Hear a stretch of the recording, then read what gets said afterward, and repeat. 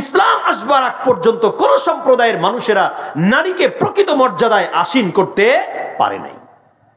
কেহ অভিশপ্ত, কেহ নিকৃষ্ট। কোন সম্প্রদায় বলেছে নারীর মধ্যে আত্মা বলতে কোনো কিছু নাই, নারী আত্মাহীন একটা প্রাণী, তাদের নাকি আত্মা নাই, এরকম বলেছে। সম্মানিত সুধী, ইসলাম নারীকে কেমন সম্মান দিয়েছে যে আদম আলাইহিস সালামের জান্নাতের একাকিত্বের দুঃখ, নিঃসঙ্গতার কষ্টকে দূর করবার জন্য, জান্নাতের পরিপূর্ণ তৃপ্তি, জান্নাতের পরিপূর্ণ সমৃদ্ধি, জান্নাতের পরিপূর্ণ আনন্দকে উপভোগ করবার জন্য যা অন্য কোনো কিছু দ্বারা পূরণ করবার ব্যবস্থা ছিল না, সেটা আল্লাহ তাআলা নারীর মাধ্যমে পূর্ণ করে দিয়েছেন। বলেন সুবহানাল্লাহ। সম্মানিত শুধু আল্লাহ তাআলা নারীকে কি মর্যাদা দিয়েছেন। জাহেলি যুগে নারীকে এত তাচ্ছিল্যের দৃষ্টিতে দেখা হতো যে একজন পিতার ঔরসে যখন কোনো নারীর জন্ম হতো, একজন পিতার ঔরসে যখন কোনো নারীর জন্ম হতো, সেই পিতা তার কন্যা সন্তানের সংবাদে দুঃখিত হয়ে তার চেহারা বিবর্ণ হয়ে যেত, সে লোকচক্ষুর আড়ালে চলে যেত। আওয়াজ করে বলুন নাউজুবিল্লাহ। আল্লাহ কোরআনে সেটাকে উল্লেখ করেছেন। দেখেন কোরআনুল কারীমের সূরাতুন নাহল 14 নম্বর পারার 12 নম্বর পৃষ্ঠায় আল্লাহ তাআলা ঘোষণা করতেছেন, ওয়া ইযা বুশিরা আহাদুহুম বিল উনসা যাল্লা ওয়াজহুহু মুসওয়াদ্দান ওয়া হুয়া কাযীম ইয়াতাওয়ারা মিনাল কওমি মিন সুই মা বুশিরা বি। আল্লাহ তাআলা এখানে বলতেছেন, যখন তাদের কাউকে বুশিরা সুসংবাদ দেওয়া হতো বিল উনসা কন্যা সন্তান ভূমিষ্ঠ হওয়ার ব্যাপারে, আল্লাহ তাআলা কোরআনে এমন একটা শব্দকে চয়ন করেছেন যে শব্দটা একটা নারী জাতি যে সম্মানী, একটা নারী পৃথিবীতে আগমন ঘটাছে পৃথিবীর জন্য সুসংবাদ, একটা পিতার জন্য সুসংবাদ, একটা পরিবারের জন্য সুসংবাদ। এই মেসেজ, এই খবর আল্লাহ তাআলা কোরআনের শব্দের মধ্যে আমাদেরকে জানিয়ে দিয়েছেন। সেই শব্দটি হলো বুশিরা। বুশিরা, বুশিরা। যখন পিতাকে সুসংবাদ দেওয়া হয় তোমার ঔরসে একটা কন্যা সন্তানের জন্ম হয়েছে, আওয়াজ করে বলুন সুবহানাল্লাহ। বুশিরা বা শিন রা মূল ধাতু থেকে এর অর্থ সুসংবাদ। আল্লাহ বলেছেন কন্যা সন্তান জন্ম হওয়াটা হলো সুসংবাদ। আর পৃথিবীর যুগ যুগান্তরের মানুষেরা নারী জাতিকে আত্মাহীন, নিকৃষ্ট, অভিশপ্ত নারী জাতিকে বিভিন্ন রকমের মর্যাদাহীন নারী জাতিকে পৃথিবীর জন্য এক কালো অধ্যায়ের সুচয়িতা হিসাবে আমরা নির্বাচন করেছি। কিন্তু মালিক ঘোষণা করেছে, হে পিতা, তোমার ঔরসে যদি কোনো কন্যা সন্তান জন্ম নেয়, এটা তোমার জন্য, তোমার পরিবারের জন্য, সারা পৃথিবীর জন্য, সারা ওয়ার্ল্ডের জন্য একটা সুসংবাদ। এটা আমি আল্লাহ কোরআনুল কারীমে ঘোষণা করছি। বলেন সুবহানাল্লাহ। শুরুরি আনফুসিনা ওয়া মিন সাইয়্যাতি আমালিনা মান ইয়াহদিহিল্লাহু ফালা মুদিল্লা লাহু ওয়া মান ইউদ্লিল ফালা হাদিয়া লাহু ونشهد أن لا إله إلا الله وحده لا شريك له ونشهد أن سيدنا وسندنا وحبيبنا ومولانا محمدا عبده ورسوله أما بعد فقد قال الله تعالى في كلامه المجيد وفي فرقانه الحميد أعوذ بالله من الشيطان الرجيم بسم الله الرحمن الرحيم هو الذي خلقكم من نفس واحدة وجعل منها زوجها ليسكن إليها وقال الله تعالى وإذا الموءودة سئلت بأي ذنب قتلت وعن عبد الله بن عمرو بن العاص رضي الله تعالى عنه قال قال رسول الله صلى الله عليه وسلم الدنيا متاع وخير متاع الدنيا المرأة الصالحة رواه مسلم صدق الله مولانا العظيم وصدق رسوله النبي الكريم ونحن على ذلك لمن الشاهدين الشاكرين الجامعة السلامية نور مدينة মহিলা মাদ্রাসার উদ্যোগে বার্ষিক ওয়াজ মাহফিল ও হালকায়ে জিকির এর সম্মানিত প্রধান আলোচক ফজলুল উলুম বহুমুখী মাদ্রাসার স্বনামধন্য শেখুল হাদিস ও মুহতামিম হযরতুল আল্লাম মুফতি আব্দুল মতিন রশিদি দামাত বারাকাতুহুম, আমাদের আজকের প্রধান আলোচক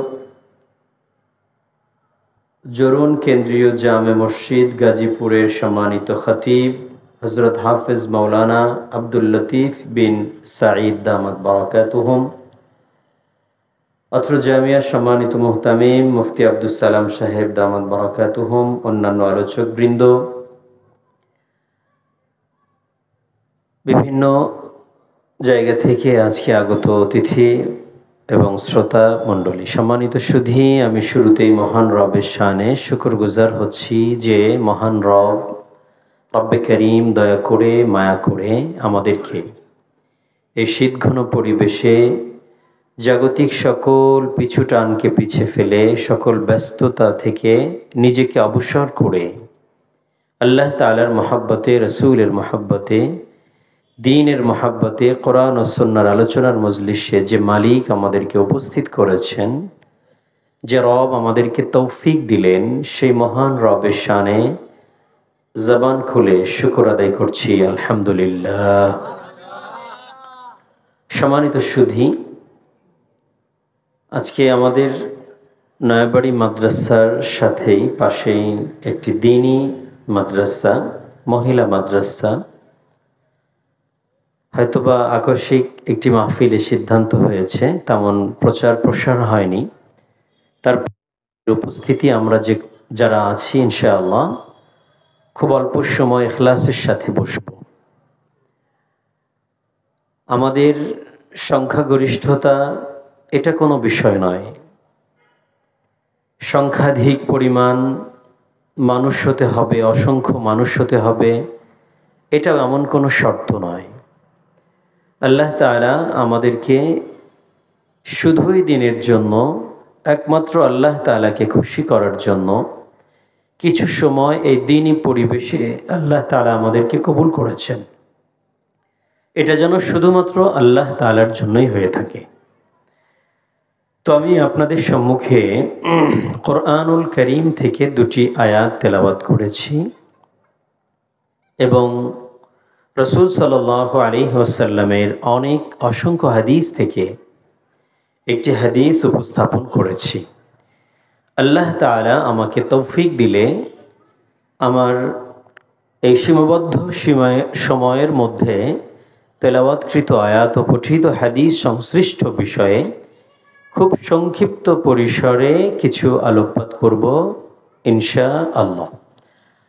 প্রিয় সুধী, আমরা যারা এখানে বসেছি আমাদের বসাটা অনর্থক নয়।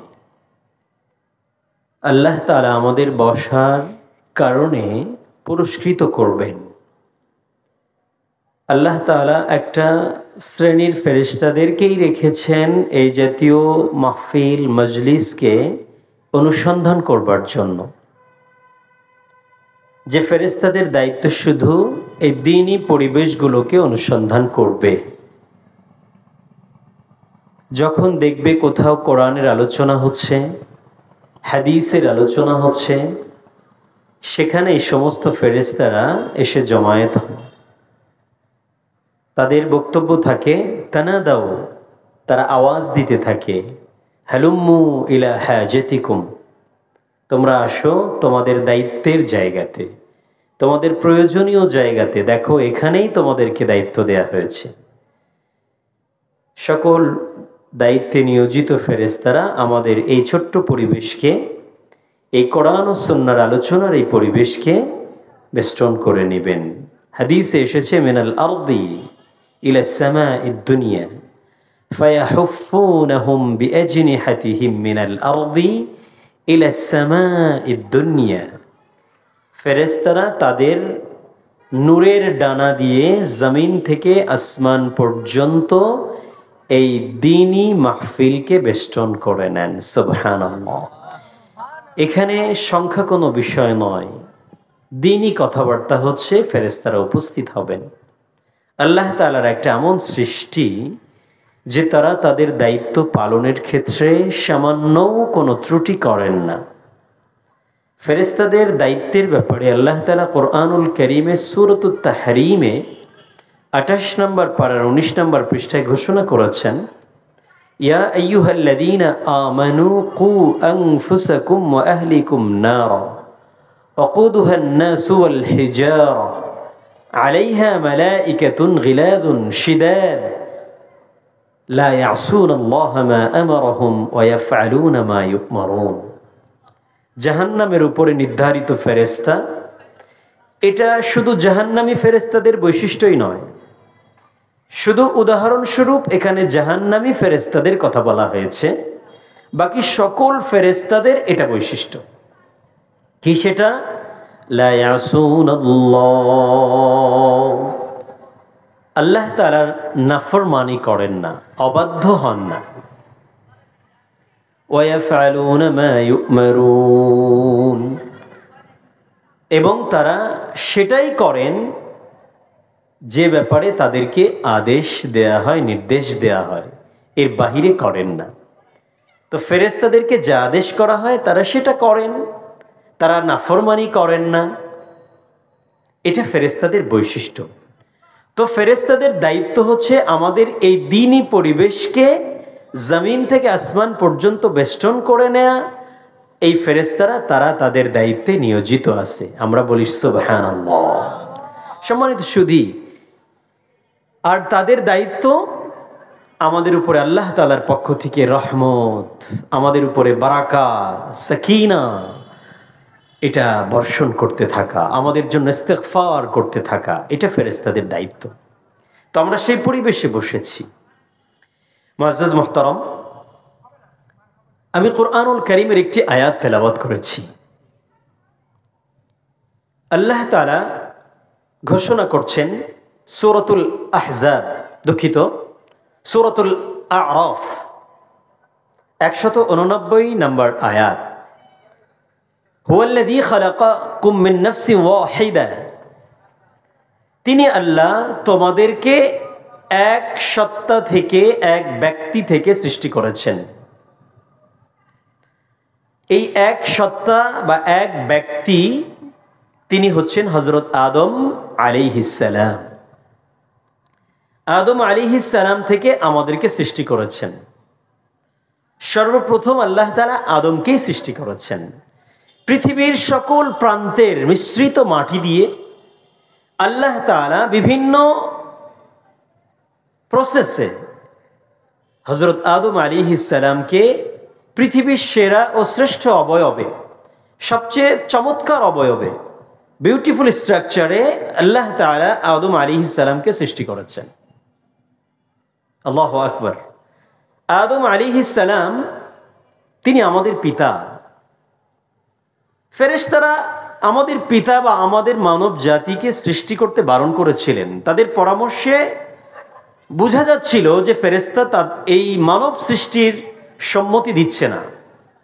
আল্লাহ তাআলা যখন ফেরেশতাদেরকে জিজ্ঞাসা করেছিলেন, ইন্নী জাইলুন ফিল আরদি খলিফা, সূরাতুল বাকারা 1 নম্বর পারার 5 নম্বর পৃষ্ঠার প্রথম নম্বর লাইন, ওয়া ইয খাযা রাব্বুকা লিল মালাইকাতি ইন্নী জাইলুন ফিল আরদি খলিফা, যখন আল্লাহ তাআলা ফেরেশতাদেরকে বললেন যে আমি পৃথিবীতে আমার প্রতিনিধি প্রেরণ করতে চাই, ক্বালু, তখন ফেরেশতারা বলেছিলেন, আতাজআলু ফীহা মান ইউফসিদু ফীহা ওয়া ইয়াসফিকুদ দিমা, আপনি জমিনে এমন জাতিকে প্রেরণ করতে চান যারা জমিনে ফাসাদ করবে, সন্ত্রাসী করবে, খুন খারাপি করবে, হত্যাযজ্ঞতা চালাবে, সন্ত্রাসী করবে, ওয়ায়াসফিকুদ্দিমা, রক্তপাত ঘটাবে। আপনি এমন জাতিকে সৃষ্টি করতে চান?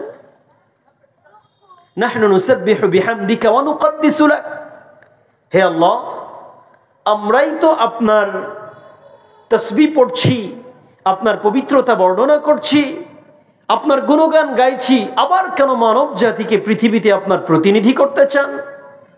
এ কথা থেকে বোঝা যায় যে ফেরেশতারাও চাচ্ছিল যে পৃথিবীতে মানব জাতিকে না পাঠানো হোক। তো আল্লাহ তাআলা তিনি বলেছিলেন, ইন্নী আ'লামু মা লা তা'লামুন, মুঝে जो इल्म है वो तुमको नहीं, আমার যা জানা আছে তোমাদের তা জানা নাই। আল্লাহ তাআলা আদম আলাইহিস সালামকে সৃষ্টি করলেন, সম্মানিত করেছেন ইলমের মাধ্যমে। এটা লম্বা কথা, আমি আজকে যেহেতু ইলমের ফজিলত সংক্রান্ত আলোচনা করব না, এই ভিত্তিতে আমি আর সামনে ব্যাখ্যায় আগাচ্ছি না। তো আল্লাহ তাআলা আদম আলাইহিস সালামকে সৃষ্টি করলেন এবং ঘোষণা করলেন যে পৃথিবীতে যত সৃষ্টি তার মধ্যে মানব সৃষ্টি হচ্ছে সবচেয়ে সম্মানিত সৃষ্টি। সূরা বনী ইসরাঈল 15 নম্বর পারার 8 নম্বর পৃষ্ঠার 1 নম্বর লাইন, ওয়ালাকাদ কাররামনা বনী আদম, নিশ্চয়ই আমি বনী আদমকে, আদম সন্তানদেরকে সম্মানিত করেছি। কোরআনের ঘোষণা।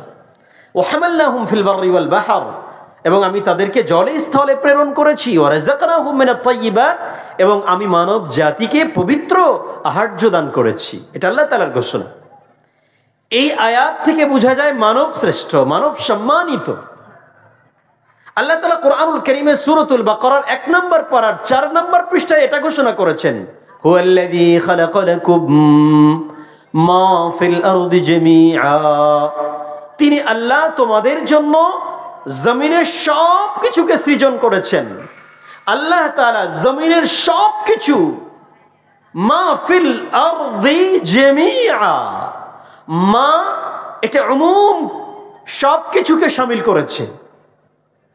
শেষে গিয়ে জামিআ শব্দকে সংযুক্ত করে এটাকে আরো গুরুত্ব দিয়েছে যে জমিনের সব কিছু এটা সৃষ্টি করা হয়েছে মানব জাতির কল্যাণে। আওয়াজ করে বলুন সুবহানাল্লাহ। এই জমিন বিস্তীর্ণ বেলাভূমি আমাদের জন্য, সুবিশাল আসমান, এই খুঁটিবিহীন নীলাভ আকাশ আমাদের জন্য, আকাশের তারকা রাজিগুলো মিটি মিটি করে জ্বলে, সূর্য ওঠে ডুবে যায় আমাদের জন্য, গাছে গাছে ফুল ও ফসল আমাদের জন্য, নাকের ডগায় অক্সিজেন আমাদের জন্য, পবিত্র আহার্য আমাদের জন্য, সকল জীব নির্জীব কীট পতঙ্গ আমাদের জন্য। সব কিছুকে মানব কল্যাণে সৃষ্টি করেছেন। মানুষকে আল্লাহ তাআলা এত সম্মানই করেছে। এই আয়াত থেকে বোঝা যায় সম্মানিত সুধী, মানুষকে আল্লাহ তাআলা সবচেয়ে সুন্দর করে সৃষ্টি করেছেন।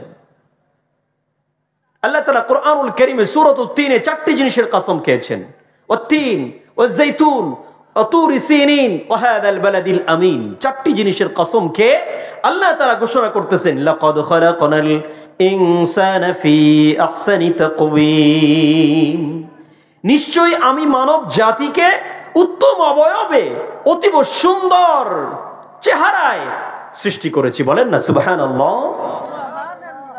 অত্যন্ত সুন্দর চেহারায়।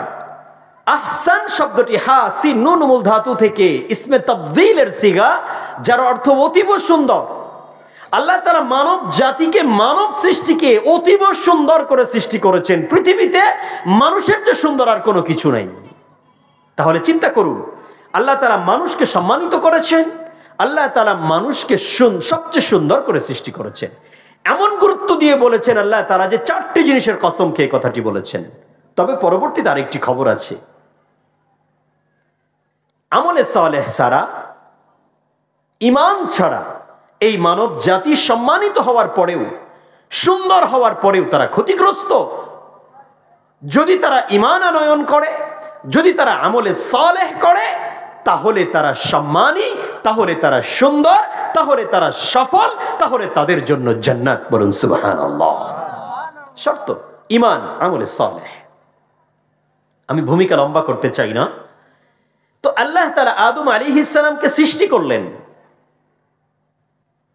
এক আদম আলাইহিস সালাম থেকে সারা জগতের সমস্ত মানব সৃষ্টি, যা অতীত হয়েছে, যা বর্তমানে আছে, যা ভবিষ্যতে আসবে, সব মানুষ আদম আলাইহিস সালাম থেকে। তারই রক্ত আমাদের শরীরে সঞ্চালিত হচ্ছে, প্রবাহিত হচ্ছে আদম আলাইহিস সালামের রক্ত। ধর্ম বর্ণ নির্বিশেষে খ্রিস্টান, ইহুদি, বৌদ্ধ, নাসারা, পৌত্তরিক, যত শ্রেণীর পৃথিবীতে মানুষ, মুসলিম থেকে শুরু করে সবার শরীরে আদম আলাইহিস সালামের ব্লাড, রক্ত, এটা প্রবাহিত হচ্ছে। এক আদমের সন্তান। কিন্তু সফলতা আর বিফলতা নির্ভর করছে ঈমান ও আমলের উপরে। আমার আলোচ্য বিষয় এটিও নয়। ওয়াজআলা মিনহা যাওজাহা,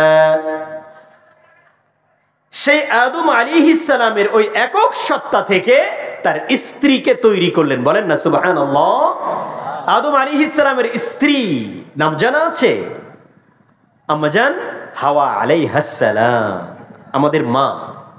বলুন না, আম্মাজান হাওয়া আলাইহাস সালাম আমাদের কি হন? মা। প্রথম মানব, মানবী আমাদের পিতা মাতা। সেই মায়ের ঔরস থেকে আমাদের জন্ম। সেই মায়ের সিলসিলা ধরেই পৃথিবীতে আজকে এত মানুষ। মা, বাবা। এখান থেকে আমি যে বিষয়টি আপনাদেরকে বুঝাতে চাচ্ছি তা হলো, আদম আলাইহিস সালামকে আল্লাহ তাআলা সৃষ্টি করে জান্নাতে রেখেছিলেন। জান্নাত আল্লাহ তাআলার অসীম ও সীমাহীন নিয়ামতে ভরা একটি ঠিকানা। এটা হলো জান্নাত। সেই জান্নাতে আদম আলাইহিস সালাম একাকিত্বের কষ্ট অনুভব করছিলেন।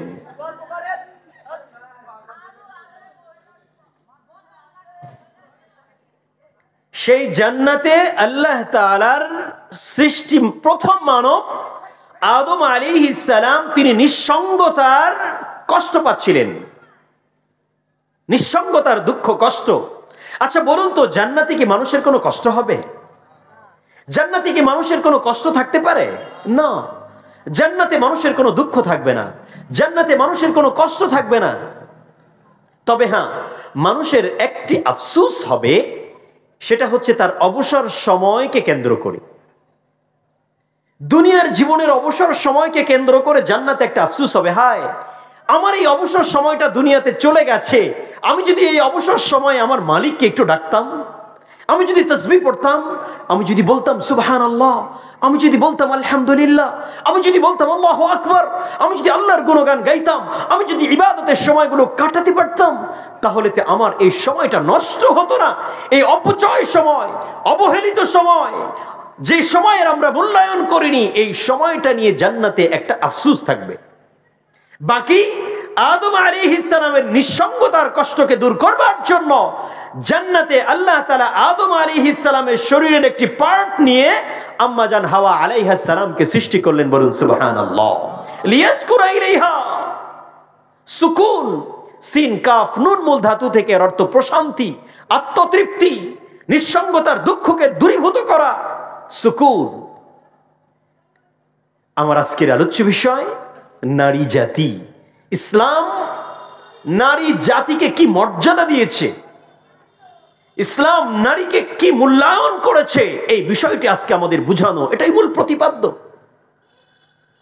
আজকে একটি মহিলা মাদ্রাসা, এজন্য আমি এই প্রসঙ্গটি এনেছি। সম্মানিত সুধী, নারী জাতির ব্যাপারে যুগে যুগে কালান্তরে নারীকে বিভিন্ন শ্রেণী গোষ্ঠী, বিভিন্ন মতাদর্শের মানুষেরা বিভিন্ন ধরনের মন্তব্য, মতামত দিয়ে থাকতো নারীদের ব্যাপারে। পারসিক সাম্রাজ্য এবং তাদের বিশ্বাস, কোন একটা সময়ের তাদের বিশ্বাস যে নারী হলো পৃথিবীতে সবচেয়ে অভিশপ্ত জাতি। রোমক সাম্রাজ্য, তাদেরও একটা ধারণা নারী এটা পৃথিবীতে সবচেয়ে ঘৃণ্য একটা সৃষ্টি। ইহুদিদের ধর্মবিশ্বাসে সত্য ধর্ম নয়, ইহুদিদের নিজস্ব মন গড়া ধর্মবিশ্বাস মতে তারা নারীদেরকে অভিশপ্ত জানে। কেন? ইহুদিদের মতাদর্শ হলো যে জান্নাত থেকে বের হওয়ার পিছনে অপরাধ যেটা ছিল সেটা হলো নারীর ছিল, যার কারণে এই নারীরা হলো অভিশপ্ত। এটা কিন্তু ইসলামের মতাদর্শ নয়। ইসলাম কিন্তু তা বলে নাই। ফাওয়াসওয়াসা লাহুমা শাইতান লিইউবদিয়া লাহুমা মা বুরিয়া আনহুমা মিন সাওআতিহিমা ওয়া তাফিকা ইয়াখসিফানি আলাইহিমা মিন ওয়ারাকিল জান্নাহ। কোরআনের বিভিন্ন আয়াত থেকে যেটা বোঝা যায় তা হলো শয়তান আদম আলাইহিস সালাম এবং আম্মাজান হাওয়া আলাইহাস সালাম উভয়কেই প্রবঞ্চনা দিয়েছিল, এবং শয়তান আদম আলাইহিস সালাম এবং আম্মাজান হাওয়া উভয়কেই জান্নাত থেকে বের করার জন্য ষড়যন্ত্র করেছিল। আম্মাজান হাওয়া আদম আলাইহিস সালামকে জান্নাত থেকে বের করেছে, এটা ডাইরেক্ট কোরআনের মধ্যে নাই। ইসলাম আম্মাজানকে দায়ী করেন নাই। যত জায়গায় আয়াতে ঘোষণা করা হয়েছে সব জায়গায় আমাদের পিতামাতা উভয়কে জান্নাত থেকে বের করা হয়েছে, যার পিছনে ভূমিকা ছিল ওই লাঈন অভিশপ্ত ইবলিস শয়তানের। কিন্তু ইহুদ সম্প্রদায় তারা এককভাবে নারীকে দায়ী করে নারী জাতিকেই তারা বলে যে অভিশপ্ত জাতি। আওয়াজ করে বলুন নাউজুবিল্লাহ। ইসলাম তা বলে নাই। মুআজ্জাজ মুহতারাম, এখানে কোরআনের অনেক আয়াত আছে, আমি আয়াত বলে লম্বা করতে চাই না। ইসলাম নারীকে মর্যাদা দিয়েছে। যুগে যুগে বিভিন্ন সম্প্রদায়ের মানুষেরা নারীকে একটা বাজারের পণ্য হিসাবে আখ্যায়িত করত। একটা পণ্য যেরকম বাজারে কেনাবেচা করা যায়, তার যেরকম নিজস্ব কোনো স্বাধীনতা থাকে না, অতীত যুগে ইসলামের পূর্ব যুগে বিভিন্ন সময় বিভিন্ন জাতিগোষ্ঠীর মানুষেরা নারী জাতিকে বাজারের পণ্য হিসাবে জানত। একজন নারী সে তার নিজেরই মালিকানা ছিল না, আর তো দূরে থাকলো সে অন্যের মালিকানা অর্জন করবে। নারীকে বাজারের পণ্য হিসাবে জানা হতো, নারীকে ভোগ্য পণ্য হিসাবে ব্যবহার করা হতো। নারীর কোনো মর্যাদা ইসলাম আসবার আগ পর্যন্ত কোন সম্প্রদায়ের মানুষেরা নারীকে প্রকৃত মর্যাদায় আসীন করতে পারে নাই। কেহ অভিশপ্ত, কেহ নিকৃষ্ট। কোন সম্প্রদায় বলেছে নারীর মধ্যে আত্মা বলতে কোনো কিছু নাই, নারী আত্মাহীন একটা প্রাণী, তাদের নাকি আত্মা নাই, এরকম বলেছে। সম্মানিত সুধী, ইসলাম নারীকে কেমন সম্মান দিয়েছে যে আদম আলাইহিস সালামের জান্নাতের একাকিত্বের দুঃখ, নিঃসঙ্গতার কষ্টকে দূর করবার জন্য জান্নাতের পরিপূর্ণ তৃপ্তি, জান্নাতের পরিপূর্ণ সমৃদ্ধি, জান্নাতের পরিপূর্ণ আনন্দকে উপভোগ করবার জন্য যা অন্য কোনো কিছু দ্বারা পূরণ করবার ব্যবস্থা ছিল না, সেটা আল্লাহ তাআলা নারীর মাধ্যমে পূর্ণ করে দিয়েছেন। বলেন সুবহানাল্লাহ। সম্মানিত শুধু আল্লাহ তাআলা নারীকে কি মর্যাদা দিয়েছেন। জাহেলি যুগে নারীকে এত তাচ্ছিল্যের দৃষ্টিতে দেখা হতো যে একজন পিতার ঔরসে যখন কোনো নারীর জন্ম হতো, একজন পিতার ঔরসে যখন কোনো নারীর জন্ম হতো, সেই পিতা তার কন্যা সন্তানের সংবাদে দুঃখিত হয়ে তার চেহারা বিবর্ণ হয়ে যেত, সে লোকচক্ষুর আড়ালে চলে যেত। আওয়াজ করে বলুন নাউজুবিল্লাহ। আল্লাহ কোরআনে সেটাকে উল্লেখ করেছেন। দেখেন কোরআনুল কারীমের সূরাতুন নাহল 14 নম্বর পারার 12 নম্বর পৃষ্ঠায় আল্লাহ তাআলা ঘোষণা করতেছেন, ওয়া ইযা বুশিরা আহাদুহুম বিল উনসা যাল্লা ওয়াজহুহু মুসওয়াদ্দান ওয়া হুয়া কাযীম ইয়াতাওয়ারা মিনাল কওমি মিন সুই মা বুশিরা বি। আল্লাহ তাআলা এখানে বলতেছেন, যখন তাদের কাউকে বুশিরা সুসংবাদ দেওয়া হতো, বিল উনসা, কন্যা সন্তান ভূমিষ্ঠ হওয়ার ব্যাপারে আল্লাহ তাআলা কোরআনে এমন একটা শব্দকে চয়ন করেছেন যে শব্দটা একটা নারী জাতি যে সম্মানী, একটা নারী পৃথিবীতে আগমন ঘটাছে পৃথিবীর জন্য সুসংবাদ, একটা পিতার জন্য সুসংবাদ, একটা পরিবারের জন্য সুসংবাদ। এই মেসেজ, এই খবর আল্লাহ তাআলা কোরআনের শব্দের মধ্যে আমাদেরকে জানিয়ে দিয়েছেন। সেই শব্দটি হলো বুশরা। বুশরা, বুশরা, যখন পিতাকে সুসংবাদ দেওয়া হয় তোমার ঔরসে একটা কন্যা সন্তানের জন্ম হয়েছে, আওয়াজ করে বলুন সুবহানাল্লাহ। বুশরা বা শিন রা মূল ধাতু থেকে এর অর্থ সুসংবাদ। আল্লাহ বলেছেন কন্যা সন্তান জন্ম হওয়াটা হলো সুসংবাদ। আর পৃথিবীর যুগ যুগান্তরের মানুষেরা নারী জাতিকে আত্মাহীন, নিকৃষ্ট, অভিশপ্ত নারী জাতিকে বিভিন্ন রকমের মর্যাদাহীন নারী জাতিকে পৃথিবীর জন্য এক কালো অধ্যায়ের সুচয়িতা হিসাবে আমরা নির্বাচন করেছি। কিন্তু মালিক ঘোষণা করেছে, হে পিতা, তোমার ঔরসে যদি কোনো কন্যা সন্তান জন্ম নেয় এটা তোমার জন্য, তোমার পরিবারের জন্য, সারা পৃথিবীর জন্য, সারা ওয়ার্ল্ডের জন্য একটা সুসংবাদ। এটা আমি আল্লাহ কোরআনুল কারীমে ঘোষণা করছি, বলেন সুবহানাল্লাহ। আল্লাহ তাআলা শব্দ চয়ন করেছেন। ইসলাম নারীকে সুসংবাদের, নারী যে সুসংবাদ এটা আল্লাহ তাআলা কোরআনুল কারীমে স্পষ্ট জানিয়ে নারীর মর্যাদাকে বৃদ্ধি করেছেন। সম্মানিত শুধু আজকে পৃথিবীর মানুষ আমরা এটা অনুমান করতে চাই না। মাশাআল্লাহ। তো আমাদের নারী সম্পর্কে কোরআনুল কারীমে আল্লাহ তাআলা যে নারীদেরকে কি মর্যাদা দিয়েছেন এটা বললে লম্বা সময় সাপেক্ষ। আরে পৃথিবীর মানুষ, আজকে তো তোমরা নারীদেরকে বিভিন্ন জিনিসের অ্যাডভার্টাইজের মাধ্যম বানিয়েছো। আজকে নারীদেরকে তোমরা তোমাদের জাগতিক বিভিন্ন পণ্য বিক্রির মাধ্যম বানিয়েছো। আজকে নারী জাতির মাধ্যমে পৃথিবীর যত অ্যাডভার্টাইজ আছে পৃথিবীতে তার 95% অ্যাডভার্টাইজ নারীকে নগ্ন অর্ধনগ্ন করে উপস্থাপন করা হয়।